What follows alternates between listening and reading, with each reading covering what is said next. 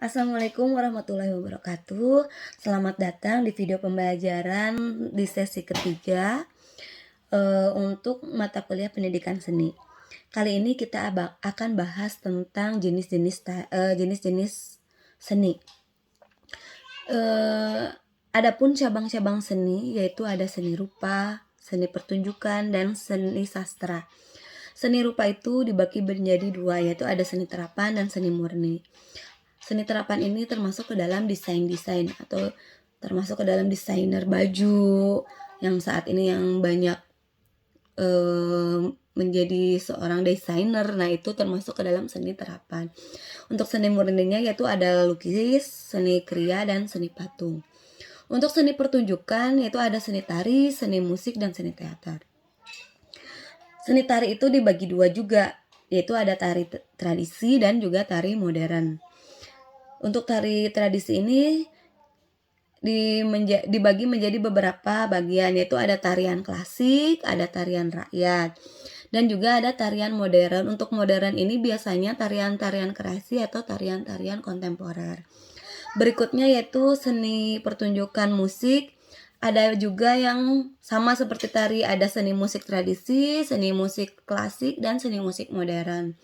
Seni musik tradisi itu biasanya musik-musik etnis atau musik-musik Nusantara yang ada di setiap daerahnya masing-masing. Untuk seni klasik itu biasanya orkestra itu disebut dengan seni klasik. Nah, untuk seni modernnya, musik modern yaitu untuk seni-seni musik modern atau kontemporer yang sudah dikembangkan. Berikutnya ada seni pertunjukan teater. Teater pun sama, ada teater tradisional dan teater modern. Contoh teater tradisional. Teater tradisional itu seperti ketoprak, lenong, ludruk, wayang kulit, wayang golek, dan masih banyak lagi. Untuk modernnya yaitu seni drama atau sandiwara. Nah, dari masing-masing cabang seni tersebut memiliki perjalanan sejarah yang berbeda. Menurut catatan sejarah, musik merupakan seni yang paling tua lahir di dunia ini. Musik dengan bahasa universalnya mampu ditangkap dan dipahami oleh manusia dimanapun mereka berada. Tidak mengherankan jika seni musik menjadi sangat populer di kalangan masyarakat dibanding dengan seni-seni yang lainnya. Namun demikian, bukan berarti seni tari, seni rupa, dan teater menjadi the second class dalam kehidupan. Nah, dari tari dalam perjalanannya telah menempuh berbagai siklus waktu. Tari itu sendiri setelah adanya peradaban manusia di dunia, ketika itu orang menyebut tarian-tarian primitif. Nah, perkembangan selanjutnya disebut dengan tarian-tarian rakyat yang dapat ditemukan di berbagai daerah seluruh dunia. Tarian-tarian eksklusif yang berbasis istana atau keraton lahir pada awal abad 19. Ketika tari itu dikenal di kalangan keraton pada masa kerajaan Mataram hingga sekarang. Bicara tentang sejarah kelahiran seni, nampaknya musik jauh lebih tua dibanding dengan tari. Musik sudah ada dan masuk ke Indonesia abad ke 17, abad ke-17-an. Tadi kan tari abad 19, kalau musik ada pada abad 17 ketika bangsa Portugis menjajah sebagian wilayah Indonesia. Nah, dari perkembangannya dapat dilihat bahwa musik lebih masyarakat dan dikenal. Nah, karena di samping bahasa visualnya lebih universal, juga mudah untuk diikuti masyarakat. Khusus untuk seni rupa, ada yang berpendapat bahwa untuk keberadaan seni rupa di dunia itu dipengaruhi oleh kekuasaan kolonial suatu bangsa. Ketika Indonesia dijajah oleh bangsa Portugis, bangunan Spanyol bermunculan ketika dijajah Belanda. Gaya Indis berpengaruh pada gaya interior suatu bangunan.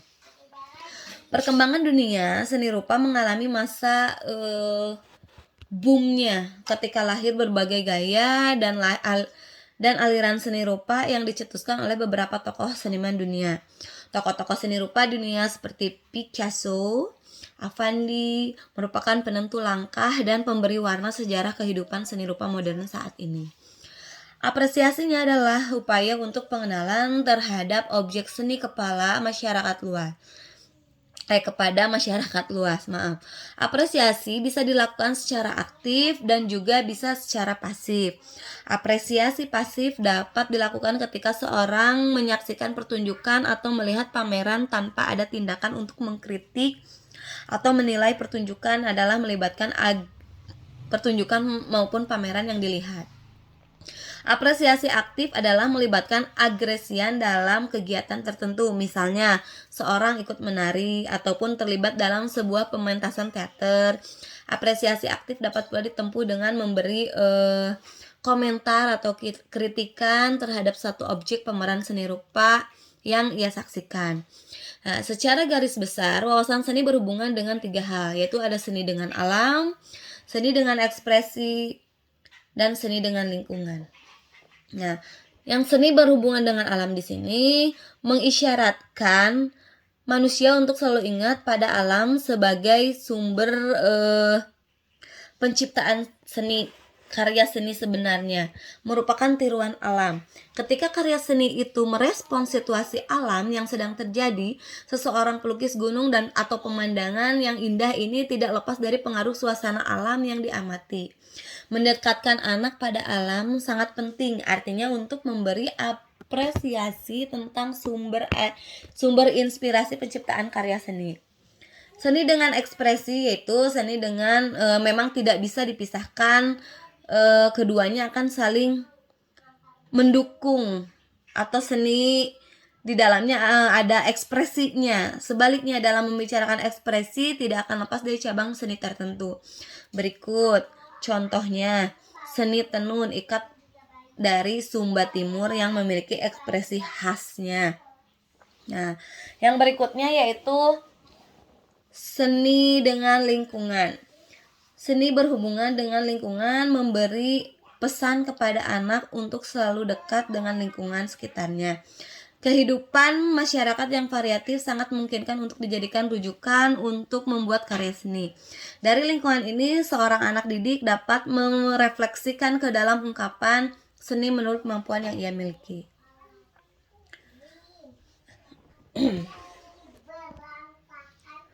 Berikut yang akan dijelaskan tentang keempat jenis seni, yakni tari, drama, dan musik. Untuk seni tari, secara koreografi bentuk tari dapat dikategorikan menjadi 3 bagian. Pertama tarian tunggal, kedua tarian pasangan, dan ketiga tarian kelompok atau massal. Tarian tunggal di sini adalah koreografi yang dibuat atau dirancang untuk dibawakan oleh satu orang penari. Namun demikian, dapat juga tarian ini dipentaskan untuk dipentaskan untuk lebih dari satu penari. Contoh tarian tersebut golek dari Yogyakarta, ada punggawa dari Sunda, ngremu dari Jatim, dan baris Bali dan sebagainya. Adapun tari pasangan yaitu tarian beksan, tarian wayang misalnya ada Sri Kandi Mustakaweni. Adapun juga tarian-tarian kelompok yang ditarikan secara massal atau dibawakan lebih dari 2 orang. Itu dipertimbangkan dari koreografinya juga. Nah, yang berikutnya yaitu seni drama. Pengertian dramaturgi di sini adalah ajaran tentang masalah hukum dan konvensi drama. Kata drama berasal dari kata Yunani draumai yang berarti berbuat, berlaku, bertindak, dan sebagainya. Drama berarti perbuatan atau tindakan. Ada sementara orang menganggap bahwa drama adalah sebagai lakon yang menyedihkan, mengerikan, sehingga dapat diartikan sebagai sandiwara atau tragedi. Formula dramaturgi menganut prinsip 4M, yaitu menghayalkan, menuliskan, memainkan, dan menyaksikan. Istilah drama. Untuk lebih mengetahui perbedaan istilah berikut akan dipaparkan pengertian dari drama, komedi, teater, dan sandiwara. Teater ada sementara orang mengartikan bahwa teater sebagai gedung pertunjukan. Ada pula yang mengartikan sebagai panggung. Secara etimologis, teater adalah gedung pertunjukan. Dalam arti yang lebih luas, teater adalah segala tontonan yang dipertunjukkan di depan orang banyak. misalnya wayang orang, ketoprak, ludruk, lenong, dan sejenisnya. Dalam arti yang sempit dapat diartikan sebagai kisah hidup atau kehidupan manusia yang diceritakan di atas pentas dan disaksikan oleh orang banyak. Media yang digunakan adalah percakapan, gerak, dan laku dengan atau tanpa layar atau dekor. Penyajian teater dilakukan berdasarkan naskah yang ada tertulis yang merupakan hasil seni sastra dengan dibantu ilustrasi musik untuk mengisi suasana yang diharapkan dalam cerita tersebut. Yang berikutnya itu drama atau sandiwara tonel. Pertunjukan yang pada dewasa ini sangat laku dalam bahasa internasional disebut dengan drama atau dalam bahasa kita disebut dengan sandiwara. Kata sandiwara itu sendiri belum lama adanya. Istilah sandiwara diketemukan oleh KGPA Mangkunegoro 7. Nah, sebagai pengganti istilah tunel, istilah yang dipakai orang-orang Belanda ketika itu secara khusus drama adalah kualitas komunikasi, situasi, dan akting atau duka cerita. Kenyataan yang terjadi, drama dapat berupa komedi, tragedi. Nah, kekeliruan demikian terjadi karena kekacauan dengan istilah drama dalam hidup keluarga. Drama percintaan yang maksudnya mengandung peristiwa menyedihkan atau mengerikan. Untuk musik, apresiasi musik dapat didefinisikan sebagai dicapainya kemampuan untuk mendengarkan musik dengan penuh pengertian. Meskipun orang memiliki kemampuan yang berbeda dalam daya tangkap musikal mereka, tak seorang pun lahir dengan kemampuan ini. Usaha secara sadar merupakan keharusan yang harus dituntut sepanjang waktu dalam latihan mendengarkan musik secara penuh pengertian. Oleh karena itu, kita akan menyadari dengan cara yang bagaimana Anda dapat mencapai kemampuan mendengarkan secara penuh pengertian, menyukai dan menghargai adalah istilah-istilah yang berhubungan. Nah, tetapi keduanya tidak berarti sama. Sangatlah mungkin untuk menyukai musik, yakni untuk menerima kesenangan tanpa memahaminya atau sungguh-sungguh mengapresiasikannya. Juga sangatlah mungkin untuk memahami secara teknis sebuah komposisi musik tanpa menyukai sepenuhnya. Meski demikian, ingatlah bahwa untuk mencapai rasa senang yang sebesar-besarnya dari musik, Anda harus memiliki beberapa pengertian mengenai itu, dan tanpa peduli seindah apapun suatu pengalaman pegelaran musik menyenangkan bagi Anda. Beberapa tambahan pengertian yang dapat Anda sertakan kepada musik tersebut akan mendorong puncak kenikmatan Anda. Adapun unsur-unsur seni musik, yaitu yang tadi sudah dijelaskan, ada untuk memahami ini perlu kita uraikan dulu unsur-unsur manusia yang memiliki 3 kategori partisipan yang penting bagi keberadaan musik, yaitu ada komposer, ada pemain, dan juga ada pendengar. Komposer di sini menggunakan sebuah analogi. Kita boleh menyamakan komposer sebagai pabrikan. Dari materi-materi dasar musik, unsur-unsur tersebut akan kita letakkan dalam bagian utama dari buku ini. Komposer menghasilkan melalui dorongan kreatifnya, nada-nada yang dibayangkannya, serta pengetahuan kerajinan tangannya sejumlah komposisi yang kemudian kita dengar. Nah, untuk pemain itu memperluas analogi, pemain adalah para pekerja. Gagasan-gagasan musikal yang ditulis oleh komposer semata-mata hanyalah rekaman cintaannya saja. Musik menjadi hidup hanya tatkala ia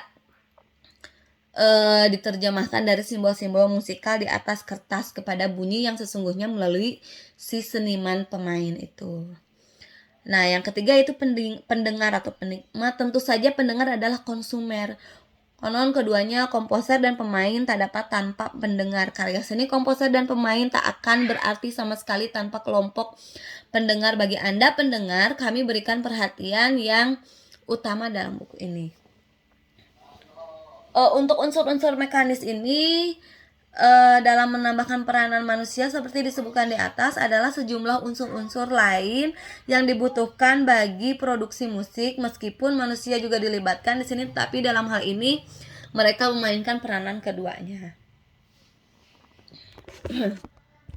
Nah, dapat kita simpulkan bahwa seni dapat dibedakan ke dalam 3 kelompok, yaitu seni pertunjukan, seni rupa, dan seni sastra.